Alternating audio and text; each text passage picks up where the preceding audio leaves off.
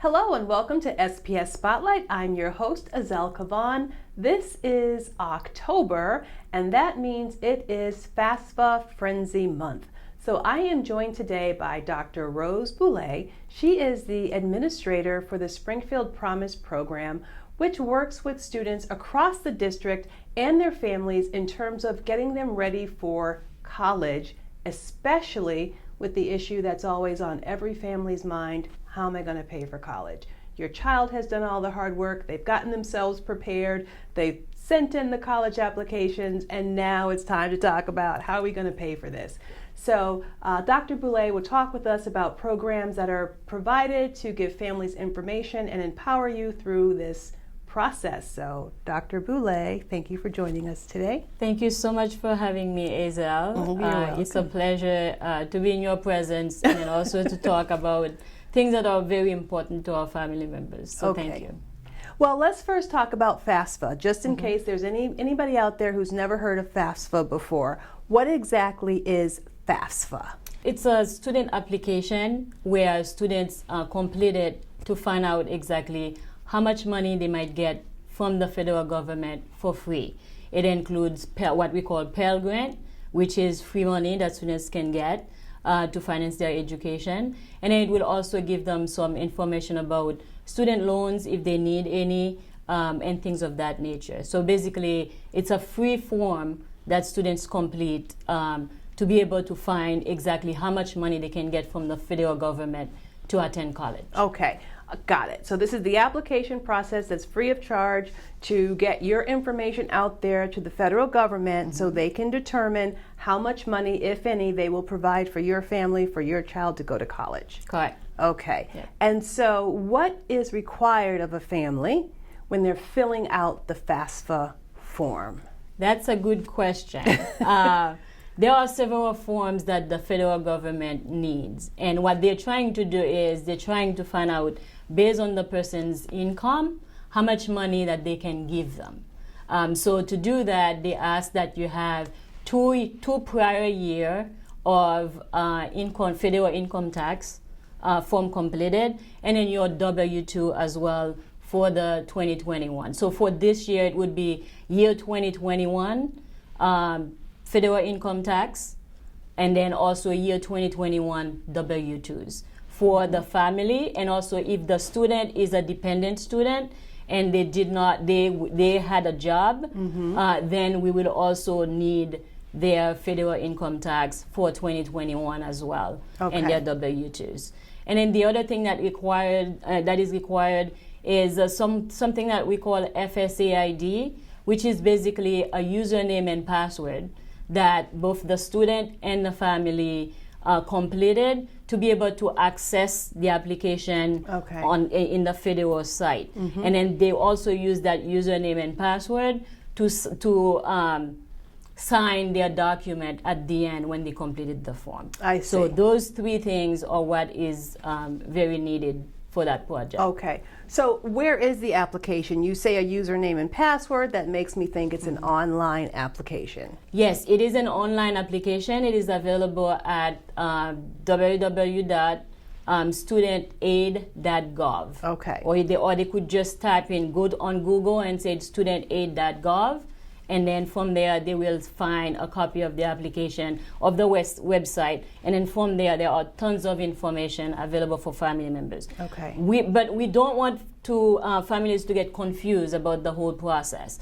We have financial aid advisors in our schools, in Springfield School Public Schools, to help families and students go throughout the whole process. Okay, great. So we'll talk about those advisors a little bit later, because that's a great resource for families to know about.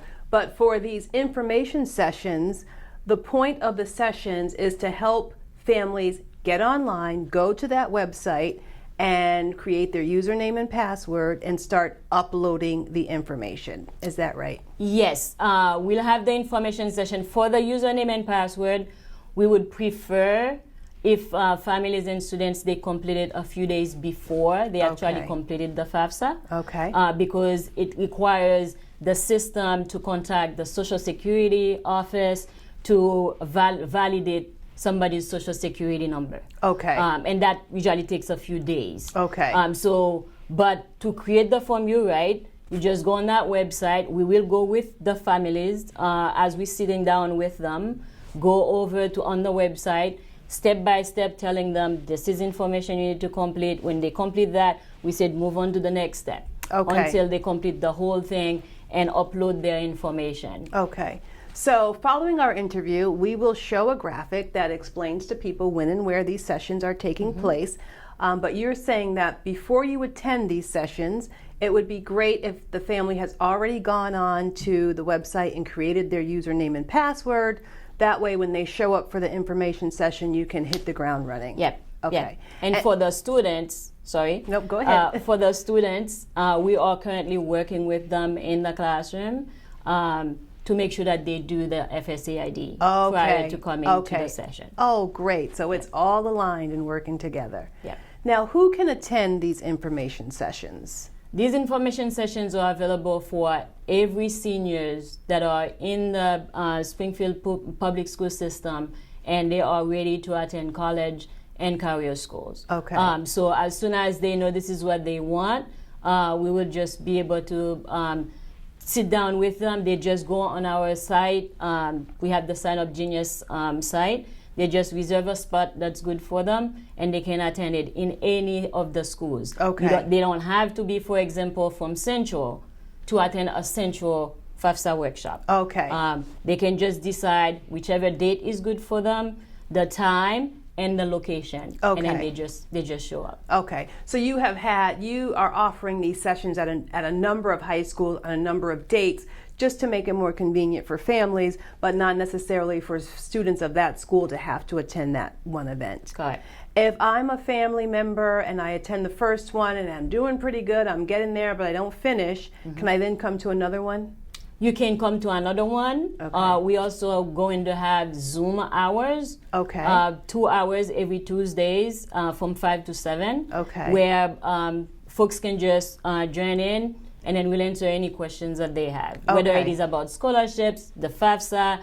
We also have something called CSS profile for independent private schools. So we can help them throughout the whole month of October, some part of November and December.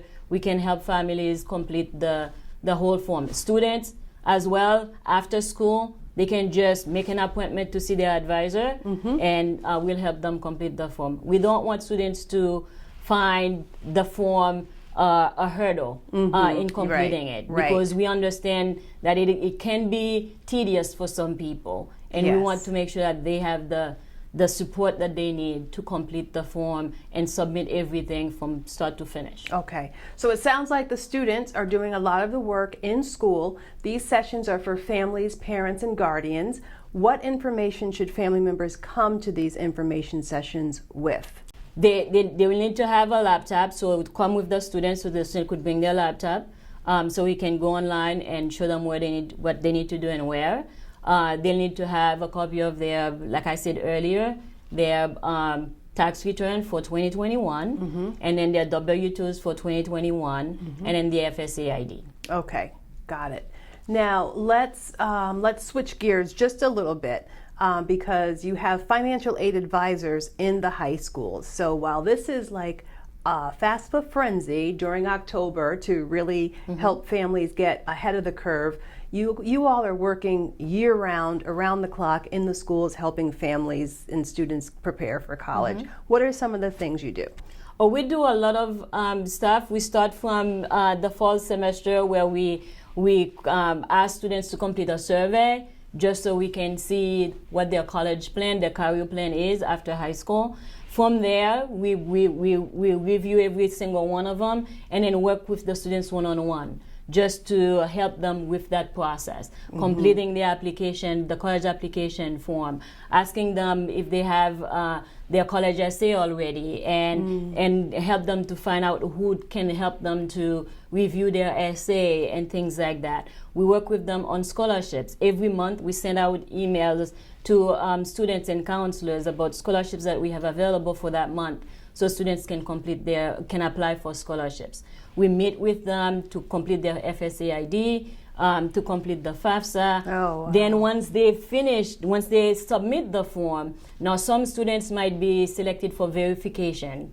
Other students might need certain things or the documents that they need to send to the federal government and things like that. We stay on top of those students, making sure that they do those things and get everything ready on time. Yes. And then in the summer, we spend the summer working with students to on what we call summer melt, to avoid summer melt, because we know once they don't have that one-on-one contact, some of them they're intimidated by going to college. Others, they just feel, okay, I'm not ready yet, and things like that. And then there are tons of information the colleges are sending to them, and they don't know what to do with them. Right. So during the summer, that's what we do. We work with the students, making sure that they attend orientation, they're paying the bills, they know how to pay it, they know how to access their email account at the colleges. Okay. All of these things we do with them over the summer as well, just to get them ready for that next step. That's great. Then what we also do with families, we do have a newsletter that we started to send out, but currently we're sending it out to families that have an email address on file. Okay. So families can feel free to just send us their email address, and we'll make sure that they receive a copy of that e-newsletter. The e-newsletter talk a lot about the financial aid process. We talk to them about different terminologies, college terminologies, and things like that, just so when their student is ready to go to college, or they're calling them, a week or 2 weeks after they started college, then they know what that the students are talking about and how to help them. So how would a family who wants to start receiving these newsletters, or just wants to start to learn more, maybe they're hearing about it for the first time, how do they contact your office? We are at Springfield Promise Program at springfieldpublicschools.com. Okay. I know that's a mouthful, but this is our email address. They can easily email us. And then we will make sure that we have their email address, add them to our mailing list so that they can get our newsletter. Okay. We also have 2 social media sites, an Instagram and a Facebook. Just type Springfield Promise Program, and you'll be able to see it. And then every week we send out a tips about either college or scholarships or financial aid, just to keep folks engaged in the process so that they can better support their students. It's such a great resource, because it lets students know and families know you're not in this by yourself.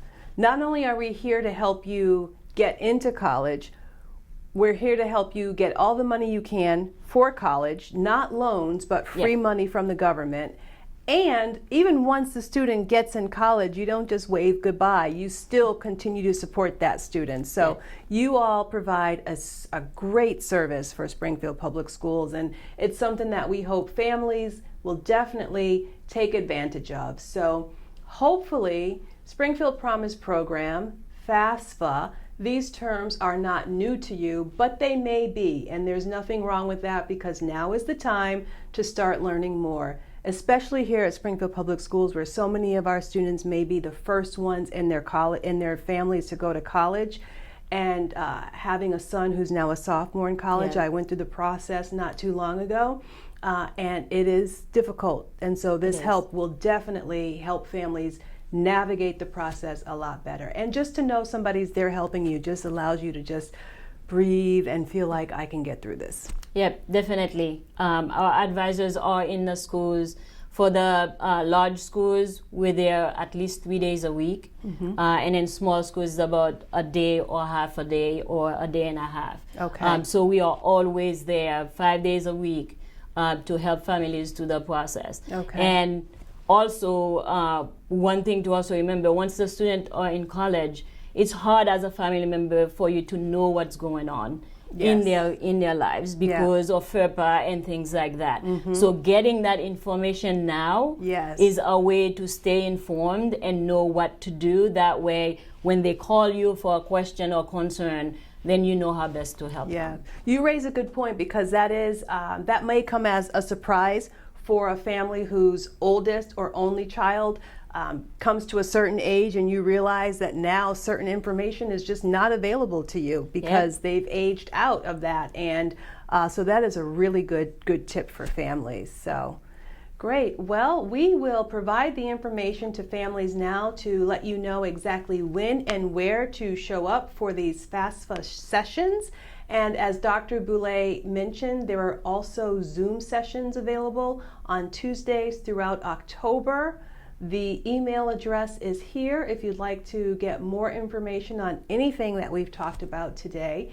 And if college is in your future, then you need to find out who your financial aid advisor is at your school. If you don't know, ask your principal, get in touch, and start paving the way. Thanks for joining us. Thank you so much. All right, great.